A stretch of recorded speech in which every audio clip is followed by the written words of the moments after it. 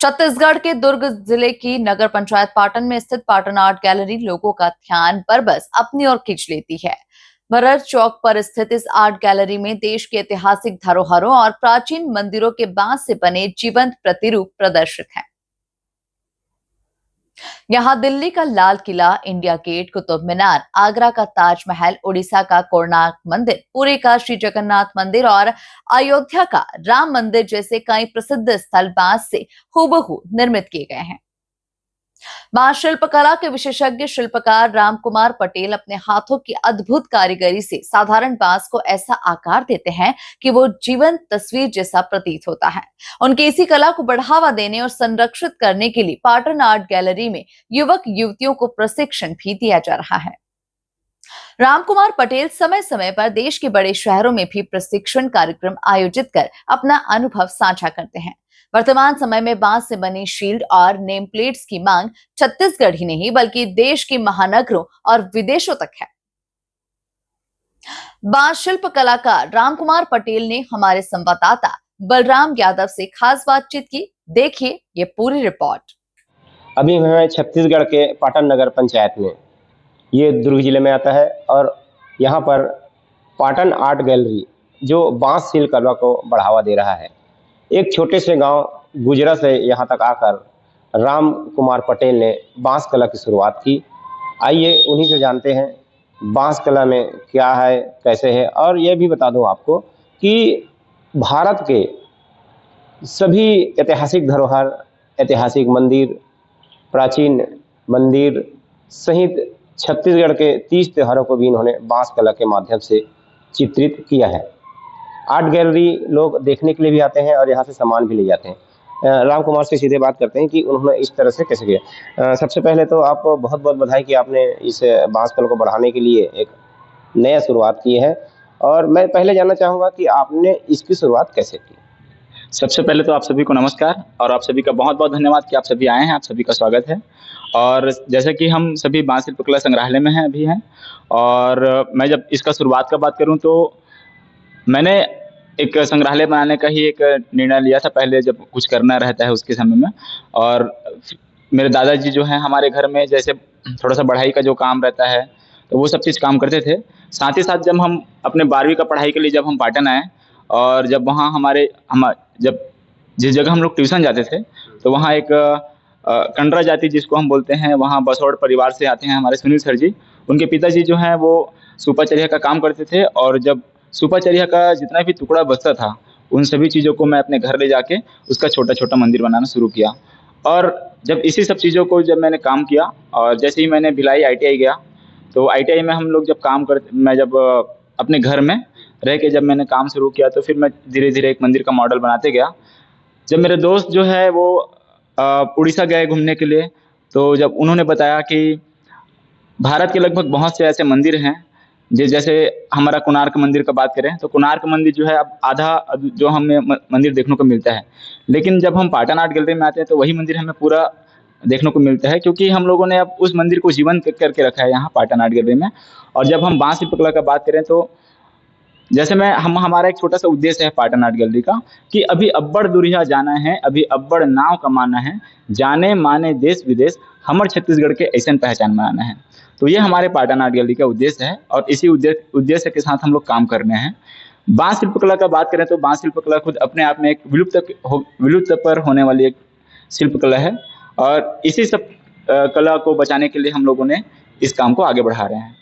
ये अभी तक आपने इस कला के माध्यम से क्या क्या आकृति बनाई है और कहाँ कहाँ ये आप किस टाइप से इससे आय उपार्जन करते हैं? जी, तो जैसे हम अब पाटन आर्ट गैलरी में आके देखेंगे तो हमें लगभग 26 ऐसे मंदिर मिल जाएंगे जो देश और जो हमारे अन्य राज्य है उन सभी में हमको देखने को मिलता है, जिसमें हम मुख्यतः जो हमारे जो प्रचलित मंदिर है, जो फेमस मंदिर है, जैसे अक्षरधाम हो गया, चारों धाम है, केदारनाथ, बद्रीनाथ धाम, उसी प्रकार से यहाँ बहुत से ऐसे छत्तीसगढ़ के भी मंदिर हैं, गिरौदपुरी का मंदिर है और गोल्डन टेम्पल है। तो उसी के साथ साथ हम लोगों ने बांस शिल्प कला में हमारे जो छत्तीसगढ़ के जो 12 मासी त्यौहार है, उस 12 मासी त्यौहार को भी हम लोग एक साथ बांस शिल्प कला में बनाए हैं। उसके साथ साथ हम लोगों ने कोरोना काल में मेरे दादाजी के मार्गदर्शन में मैंने श्रीमद् रामचरितमानस का जो हम जब झांकी देखते हैं तो हम जब रामायण को हमारे पास आज पढ़ने के लिए, युवाओं के पास पढ़ने के लिए टाइम नहीं मिल पा रहा है, उन लोग टाइम निकाल नहीं पा रहे हैं, लेकिन जब वो हमारे पाटन आर्ट गैलरी में आते हैं तो फिर उन लोगों को 10 मिनट में श्रीमद् रामचरितमानस समझ आ जाएगा। ठीक। ये अभी हम देख रहे हैं आपके पास बहुत सारे मोमेंटो भी हैं और कुछ कार्यक्रम में जाते हैं तो वहाँ भी मिलते हैं, बैच भी मिलते हैं। ये कैसे बनाते हैं आप? बैच जब हम पारंपरिक रूप से, अगर हम आज मार्केट में बैच देखते हैं तो 20 रुपये 30 रुपये में बैच मिलता है। जब हम पाटन आर्ट गैलरी में देखते हैं तो फिर एक पारंपरिक रूप से हम बैच बनाते हैं जो कि बांस, धान और कोदो से बना रहता है, जिसमें बहुत अच्छे से हम लोग उसमें कलर भी करते हैं और उनका एक बहुत ही कम रेट में, जैसे 25 रुपये के रेट से हम लोग उसको बेचते हैं मार्केट में। उसी प्रकार से हम नेम प्लेट बेच रहे हैं। अब नेम प्लेट का तो हमारे पास पूरा देश में कहीं भी से ऑर्डर आ रहा है, जिसे हम वहाँ पोस्ट ऑफिस के माध्यम से भेज देते हैं। साथ ही साथ में हमारे पास अब बांस शिल्पकला से बहुत से ऐसे पॉडकास्ट हो गया, बहुत से ऐसे ढाबा हो गया, रेस्टोरेंट हो गया, उन जगहों से हमें बांस शिल्पकला से सजाने के लिए ऑर्डर आ रहा है। इस कला को बढ़ाने के लिए बांस शिल्प कला से और भी हमारे भविष्य के जो लड़के हैं, जी। युवतियां हैं, युवक हैं, उसको जाने कला को बढ़ाने के लिए ट्रेनिंग का या फिर उनको सिखाने का, या आप भी खुद कहीं कहीं जाते होंगे, ऐसा कुछ है? जी, शुरुआत में तो मैंने 90 दिन का हम लोग का ट्रेनिंग चला था, जिसमें गौरेला पेंड्रा मरवाही एनजीओ के साथ हम मिलकर काम किए थे, जहाँ पे पूरा आदिवासी जो युवा युवतियाँ हैं, जो दीदी भैया लोग हैं, वो सभी लोग आए थे। साथ ही साथ में बालोद में हुआ था, उसके साथ कॉलेज में, स्कूलों में, अब हर जगह ऐसे ही हम प्रशिक्षण का काम करना स्टार्ट कर चुके हैं। और चूँकि हम जिस पाटन आर्ट गैलरी में रहते हैं, वो पाटन आर्ट गैलरी गवर्नमेंट का है, छत्तीसगढ़ शासन का दिया हुआ है, नगर पंचायत पाटन का है, और मैं उनके लिए हमेशा आभारी रहूँगा क्योंकि यह जगह निःशुल्क रूप से मुझे मिला हुआ है। मैं चाहता हूँ कि हमारा एक छोटा-सा प्रशिक्षण केंद्र भी बने तो बांस शिल्प कला को आगे बढ़ाने के लिए आगे भविष्य से जुड़ सके, हमारे युवक युवती इसको जान सके, सीख सके, इसके लिए क्या करें? जैसे कि हम बात करें तो पहले तो मैं पाटन आर्ट गैलरी का जब बात करता हूँ, तो पाटन आर्ट गैलरी खुद एक नगर पंचायत से मिला हुआ जगह है हम लोगों को। और इससे पहले मैं गौरेला पेंड्रा मरवाही में 90 दिन का हम लोग का प्रशिक्षण चला था, जिसमें आदिवासी, जितने भी आदिवासी लोग हैं, बहुत से ऐसे एनजीओ के साथ मिलकर हम लोग काम किए थे। तो 90 दिन का हम लोग का वहाँ प्रशिक्षण चला था। और साथ ही साथ अब स्कूलों में भी हमको बुलाया जाता है और कॉलेज में भी हम लोग का जो है बांस शिल्प कला का प्रशिक्षण लगते ही रहता है। और मैं चाहता हूँ कि जिस प्रकार से यह नगर पंचायत पाटन, छत्तीसगढ़ शासन ने मुझे जगह को निःशुल्क मुझे दिया गया है पाटन आर्ट गैलरी को चलाने के लिए, और साथ ही साथ हम चाहते हैं कि प्रशिक्षण केंद्र भी खुले यहाँ, ताकि लोग यहाँ आए, प्रशिक्षित करें और हमारी इस बांस शिल्प कला को आगे बढ़ाने में हमारी सहयोग करें। हर कलाकार की एक सपना रहता है कि वो कुछ ऐसा करे जिससे उसकी नाम हो, और हर चित्रकार हो, पेंटर हो या काश्तकार हो, वो कुछ बनाने का सोचे रहते हैं मन में। क्या आपके भी मन में कुछ ऐसा है कि कुछ यूनिक चीज़ बनाएं?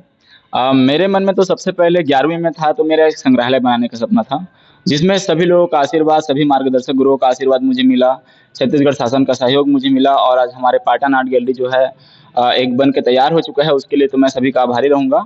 और मेरा आने वाला जो समय अब केवल प्रशिक्षण देने का ही एक सपना है कि मैं हर जगह, हमारे देश हो या फिर अन्य जगहों हो, वहाँ मैं जाऊँ और हमारे इस बांस शिल्प कला को, इस जो विलुप्त होने के कगार पर जो बांस शिल्प कला है, उसको मैं लोगों तक पहुँचाऊँ, हमारे जो आने वाली युवा पीढ़ी है उन सभी लोगों तक पहुँचाऊँ। और ये मैं चाहता हूँ कि हमारी जो कला, हमारी जो संस्कृति है वो बचे रहे। और जब मैं छत्तीसगढ़ की कला संस्कृति की बात करूँ तो वो धीरे-धीरे एक विलुप्त के कगार पर हो रही है, और उन्हीं को बचाना हमारे युवाओं का काम है, हमारे जो आने वाली पीढ़ी है उनका काम है। तो ये थे राम कुमार पटेल, जो एक छोटे से उम्र में ही बांस शिल्प कला को बढ़ावा देने के लिए काफ़ी सपने संजो कर रखे हुए हैं, और वो सपने पाटन के आर्ट गैलरी में हमको देखने को मिल भी रही है।